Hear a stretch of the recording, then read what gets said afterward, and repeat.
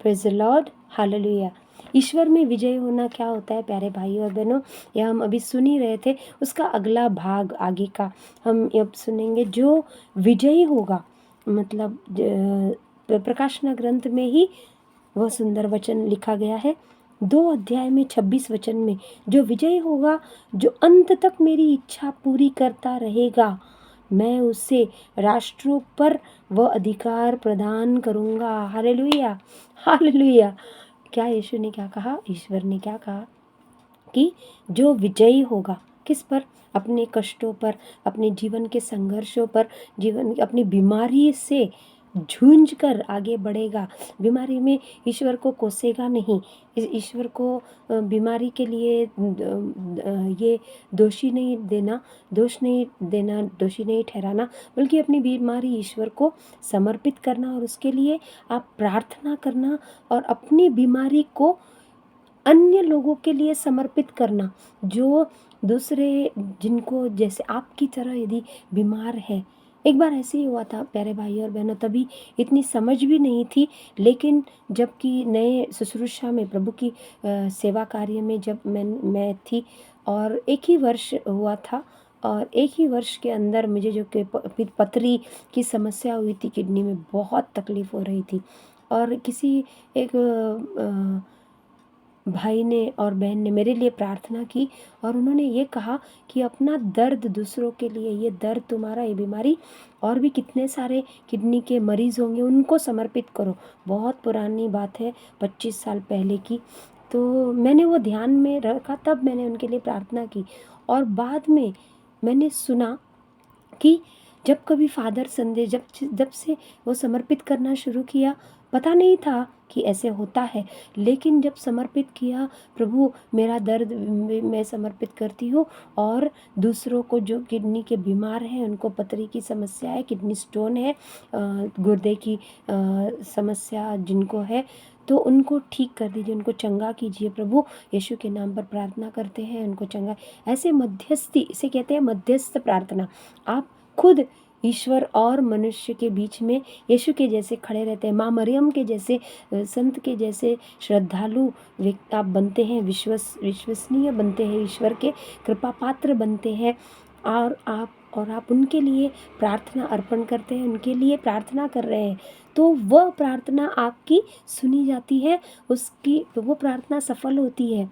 और फिर मैंने कई बार सुना स्टेज पर कि लोग गवाही देने आ रहे थे कि मेरी पथरी ठीक हो गई। मुझे ये थी, फादर कई बार संदेश दे रहे थे कि 15 या 10 लोगों को जो गुर्दे के बीमार है, पथरी है, उनकी पथरी प्रभु दूर कर रहे हैं, उनको हटा रहे, चंगाई दे रहे। और वैसे ही उनके साथ साथ मेरी भी जो प्रार्थना, जो दवाई से ठीक नहीं हो रही थी, जो दर्द नहीं जा रहा था, अपने आप वो शरीर से गायब हो गई। ईश्वर ने उसे निष्क्रिय कर दिया। Hallelujah, hallelujah. ऐसे भी चमत्कार और चंगाई हमारे जीवन में होती है। जो जो हम प्रभु के नाम पर समर्पित करेंगे, वो सब कुछ हमारी ही अच्छाई के लिए, आशीष में बदलता है। प्रभु की इच्छा, जो अंत तक मेरी इच्छा पूरी करता रहेगा, मैं उसे राष्ट्रों पर वह अधिकार प्रदान करूंगा। प्रभु कहते हैं हम विजयी हो रहे हैं, एक एक स्टेप हम आगे बढ़ रहे हैं। बीमारी पर विजय पाना, अपने दुखों पर विजय पाना, अपने कष्टों पर विजय पाना, अपने असंभव कार्य जो हमारे जीवन में हो नहीं पाते, जिसको अपना घर मिलने की आशा रहती है, वो सब कुछ करते हैं लेकिन वो नहीं मिल पा रहा है, और कई सालों बाद यदि आपको अब भी इच्छा आपकी मरी नहीं, आपको चाहिए एक घर, अपना घर अपने नाम का, तो वो प्रभु आपको दे देंगे, आपको मिल जाता है। तो ये बड़े कार्य है जो यीशु प्रभु के नाम पर संपन्न हो रहे हैं। ये आशीष जिस पर हम विजय हो रहे हैं अपने जीवन में, छोटी छोटी बातें हैं, ये यहीं पर रह जाएंगी। ये तो आपको पैसे नहीं मिल रहे थे, पैसे आपके अटके पड़े थे कहीं, और वो आपके आना ज़रूरी था आपके जीवन में, आपको मिलना चाहिए था, कई सालों से रुका हुआ था आपके जीवन में, जो आपने किसी ने आप पर केस कर दी, या आपकी किसी ज़मीन लूट ली, और जिन्होंने आपसे ज़बरदस्ती उसे छीन लिया, वो कागज़ात भी, और आपको जो देना चाहिए आपके हक का है, वो आप उसे वो छीन कर और लेकर बैठे हैं, ना आपको बताते हैं या आपको देते हैं। इस प्रकार वो आपसे बात भी नहीं करते, मुंह घुमाकर बैठे हैं, या जहाँ कहीं भी दूर जाकर और संपर्क नहीं करते, क्योंकि उनको वो हिस्सा देना पड़ेगा। ऐसे कई लोग, कई बहुत कुछ होता है। उस पर यदि आप विजय पा रहे हैं बिना कुछ किए, सिर्फ प्रार्थना के स्वरूप में, प्रभु के आशीष से, तब प्रभु कहते हैं तुम सफल हो गए जीवन में, तुमने विजय पा लिया। ऐसे विजय को ईश्वर और आगे, जो सैनिक सबसे आगे रहता है और जो सैनिक भिड़ता है युद्ध में या लड़ाई में, और वो जब कईयों को, दुश्मनों को ढेर कर देता है, मार गिराता है, तो उसे बाद में वीरता पुरस्कार दिया जाता है ना। हालेलुया। विजयी होकर आया, विजयी भव, उसका स्वागत सत्कार होता है अच्छे से, उसको झंडा, तिरंगा उसको देकर उसकी शान और बढ़ाने की कोशिश करते हैं, उसे सराहा जाता है सबके, उसके और मेडल्स मिलते हैं। यही वो समय है, और यही वो हमारे परिस्थिति में, हमारे जीवन की, ईश्वर हमें न देख रहे हैं प्यारे भाई और बहनों। अच्छे सैनिक की तरह हम यदि विजयी होंगे तो ये पुरस्कार ईश्वर हमें देंगे। Hallelujah, hallelujah. इसके हम हकदार हैं। ऐसे ही नहीं लिखा गया ये बाइबल में, सिर्फ लिखने के लिए नहीं लिखा है, इसके हम हकदार हैं। एक एक सीढ़ी आप चढ़े, और ईश्वर ये सब हमें, ईश्वर आगे कह रहे हैं, राष्ट्रों पर मैं तुम्हें अधिकार प्रदान करूँगा। इसका मतलब क्या है? तुम अब तक अपने लिए ही प्रार्थना कर रहे थे, मेरा परिवार, मैं, मुझे ये दो, मुझे वो दो, मेरी शादी हो जाए, मुझे बच्चे में हो जाए, मेरे बच्चों को बच्चे हो जाए, उनकी शादी अच्छे से हो, उनको, उनके भी पर पोते हो, ये वो सब अपने लिए ही मांग रहे हैं। मुझे घर दो, ये दो, वो दो, पैसा दो, गाड़ी बंगला। इससे आगे भी बढ़ना है प्यारे भाइयों और बहनों। आगे बढ़े, दूसरों के लिए प्रार्थना करें, दूसरों के पड़ोसी के लिए, अपने दुश्मनों के लिए, जो आपकी भलाई नहीं चाहते, ऐसे बैरियों के लिए भी यीशु ने कहा उनको आशीष देकर प्रार्थना करो। हालेलुया। फल तो तुम्हें ही मिलेगा। हालेलुया। उनको जो मिलेगा वो मिलेगा, और उनको फलते फूलते तो हम देखेंगे, लेकिन हमें भी मिलेगा उसका पुरस्कार, हमें, कि हम उनके लिए प्रार्थना कर रहे हैं, उनकी अच्छाई की कामना कर रहे हैं, और उसके अलावा और आगे बढ़ना है। राष्ट्रों पर अधिकार ईश्वर देंगे, मतलब हर कोई राजा नहीं बनेगा, हर कोई प्रधानमंत्री, हर कोई राष्ट्रपति नहीं बनेगा। हालेलुया। हर कोई ऐसे राज नहीं करेगा ना। लेकिन राष्ट्रों पर अधिकार का मतलब, तुम जिस जिस चीज़, जिस जिस व्यक्ति के लिए, जिस जिस देश के लिए, यदि राष्ट्रों के लिए, जो राष्ट्र आज लड़ रहे हैं, जो राष्ट्र आज युद्ध की कगार पर उतर रहे हैं, आ रहे हैं, उनके लिए यदि तुम प्रार्थना करोगे, तो उनके लिए, उन तक वो प्रार्थना पहुँचेगी, स्वर्ग तक पहुँचेगी, और वो तुम्हें अधिकार ईश्वर दे रहे हैं कि तुम उसे रोक पाओगे। हालेलुया। हम यहाँ बैठे बैठे यदि राष्ट्रों को समर्पित करके प्रभु से प्रार्थना करेंगे, यदि, तब वो प्रार्थना हमारी सफल होगी, वो प्रार्थना हमारी सुनी जाएगी। Hallelujah, hallelujah. सारे संसार भर, सारे पृथ्वी पर ईश्वर ने, यीशु ने भी अपने शिष्यों से कहा, धरती के अंत तक जाओ, सुसमाचार फैलाओ, और तुम धरती के अंत तक, संसार के अंत तक, अंतिम छोर तक तुम पहुँचोगे, तब तक मैं तुम्हारे साथ, तुम्हारे साथ ही रहूँगा। पवित्र आत्मा भी तुम्हें प्रदान करूँगा, पवित्र आत्मा की शक्ति से तुम्हें भर दूँ, तुम्हारे साथ रहेगा वो। और यही है वो बात कि राष्ट्रों पर हमें अधिकार मिलना।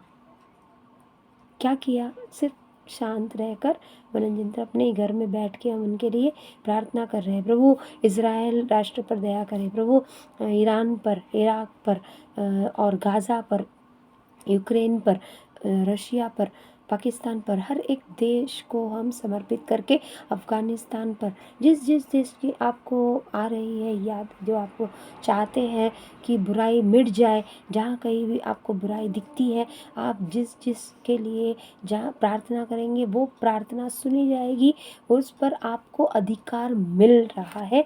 ईश्वर ने आपको दिया वो अधिकार। ईश्वर स्वयं कह रहे हैं, मैं तुम्हें राष्ट्रों पर अधिकार दूंगा।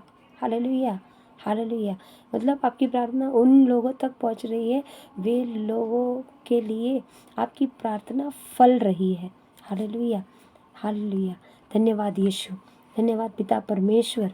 उतनी हमारी प्रार्थना की शक्ति बढ़ेगी, उतने हम प्रार्थनाशील होंगे, उतने हम प्रभु में आगे बढ़ चुके होंगे।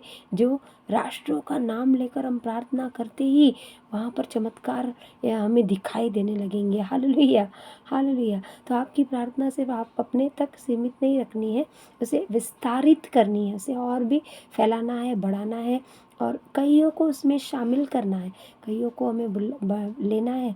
और आप लिख के रखें, आपसे आपने प्रार्थना की, कब प्रार्थना की और किस तारीख में, और किस तारीख में वो चमत्कार हुआ, कब वो युद्ध रुका, कब किस देश के लिए प्रार्थना की, उसका भी नाम लिख के रखिए। Hallelujah, hallelujah. आगे जाकर आप उसे पढ़ेंगे तो आप बेहद खुश होंगे। अरे ये मैंने किया था, अरे ये, हाँ ये मेरे लिए संभव हुआ, कैसे, ईश्वर ने कहा था। और उसके आगे ये वचन लिख के रखिए कि मैं तुम्हें राष्ट्रों पर अधिकार दे रहा हूँ। Hallelujah, hallelujah, hallelujah, hallelujah. ईश्वर अपनी निजी प्रजा को, अपने छोटे से छोटे व्यक्ति को, छोटे छोटे से, इस संसार में हम कुछ भी नहीं है, कृमि कीड़े जैसे छोटे हैं, किंतु करोड़ों लोगों के बीच में कहाँ हम, लेकिन ईश्वर हमें देखते हैं, हम पर नज़र रखते हैं। Hallelujah, hallelujah. तब ये बात है प्यारे भाइयों और बहनों, ये अधिकार ये जो ईश्वर हमें देते हैं उसे हमें लेना चाहिए और उसका उपयोग प्रार्थना के द्वारा अन्यों के लिए आशीष मांगने के लिए करना है। आगे वचन कहता है, जिसे मेरे पिता ने मुझे प्रदान किया और वह लोहे का लोह दंड मैं राष्ट्रों पर शासन करने, ईश्वर देंगे हमें शासन करने का अधिकार, अपनी प्रार्थना द्वारा, अपने शब्दों द्वारा, उनके जो बोले हुए, दूसरे के बोले हुए सारे कटु शब्द या कुछ भी बुरे हैं उसे हम मिटा सकते हैं, उसे हम हटा सकते हैं। दूसरों ने हमारे लिए कुछ बुरा बोला है उसे भी हम, उसका भी नामो निशान मिटा सकते हैं। हालेलुया। इतनी शक्ति हमें प्रभु देंगे और इतना ही अधिकार जो हम जता सकते हैं प्रभु के नाम पर, उसे हमें प्रार्थना में ले लेना चाहिए। अपनी विजयी होने का जश्न मनाना चाहिए, ये हमारा पुरस्कार है। अगला प्रभु ने कहा, पहले तो हमने जीवन वृक्ष से वो लेना है, हमें फल खाना है, विजयी हो गए हम ना, हमने हार नहीं मानी, हम डट कर हमने सबका सामना किया। दूसरा 3 अध्याय में प्रकाशन ग्रंथ 5 वचन, विजयी इस प्रकार उजले वस्त्र पहनेगा, मैं जीवन ग्रंथ में से उसका नाम नहीं मिटाऊंगा। Hallelujah, hallelujah. बल्कि अपने पिता और उसके स्वर्गदूतों के सामने उसे स्वीकार करूंगा। Praise the lord, hallelujah. क्या प्रभु ने कहा? प्रभु कहते हैं कि जीवन ग्रंथ से उसका नाम कभी नहीं हटाऊंगा। जो विजयी हुए हैं, जो विजयी होकर आगे बढ़ रहे हैं अपने जीवन में, प्रार्थना के जीवन में, ईश्वर के नाम पर ईश्वरीय जीवन जी रहे हैं, उनको प्रभु कह रहे हैं कि तुम्हारे कष्ट में, तुम्हारे दुखों में, तुम्हारी तकलीफ़ों में तुमने हार नहीं मानी, इसलिए मैं तुम्हारा नाम जीवन ग्रंथ से नहीं मिटाऊंगा। वहाँ आपका नाम छापा गया है, छापा मारा हुआ है इस पर, और वो आपका नाम ईश्वर ने रखा है जीवन ग्रंथ से, कभी नहीं निकालेंगे, नहीं निकलेगा। आप है वहाँ पर जीवित रूप में। इसके साथ वो अपने पिता के सामने और स्वर्गदूतों के सामने ईश्वर बताएंगे, ये मेरा प्रिय पुत्र है, इसने देखो क्या क्या किया इस धरती पर रहते हुए, इतनी वो बलशाली, इतना छोटा सा है इंसान, लेकिन उसने कितनों के लिए प्रार्थना की, कितने चमत्कार हो गए। कि संत कैसे बनते हैं प्यारे भाई और बहनों? संतों के चमत्कार गिने जाते हैं, और यदि चमत्कार नहीं होते उनकी कब्र से, उनके दिए हुए वो वस्त्र से, उन्होंने पहने हुए जो विशेष वे चीज़ें जो उन्होंने उनको दी या मदद की थी किसी के जीवन में कुछ अच्छा, वो उनके चमत्कार गिने जाते हैं, तब उनको संत घोषित किया जाता है। हालेलुया। आप भी संतों में आपकी गिनती होगी और आप भी पिता परमेश्वर के सामने खड़े होंगे, स्वर्गदूतों के सामने आपका नाम लिया जाएगा, इसने क्या क्या अच्छाई की है, यीशु स्वयं वहाँ पर बताएंगे। हालेलुया। आपको कुछ कहने की ज़रूरत नहीं होगी, ये है आपका पुरस्कार। हालेलुया। ये हमारा पुरस्कार है। यीशु स्वयं हमारे अच्छे कार्यों का बयां करेंगे, बखान करेंगे। वे ही हमारे जज होंगे, वे ही हमारे न्यायाधीश, न्यायकर्ता होंगे, जो हमारी सारी बातों का बखान करके स्वर्गदूत और पिता के सामने हमारा सिर ऊंचा करेंगे, हमें अच्छा दिखाएंगे। हालेलुया।